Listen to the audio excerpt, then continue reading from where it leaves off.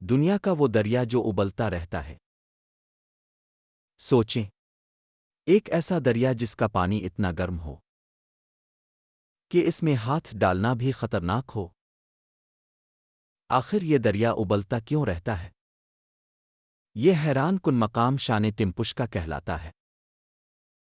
یہ پراسرار دریا پرو کے گھنے جنگلات میں واقع ہے۔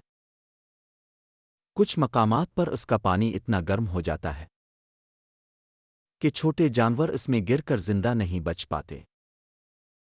کئی سالوں تک لوگ سمجھتے رہے کہ اس کے نیچے کوئی پراسرار طاقت موجود ہے۔ بعد میں ماہرین نے بتایا کہ زمین کے اندر موجود گرم پانی کے ذخائر اس کی وجہ ہے۔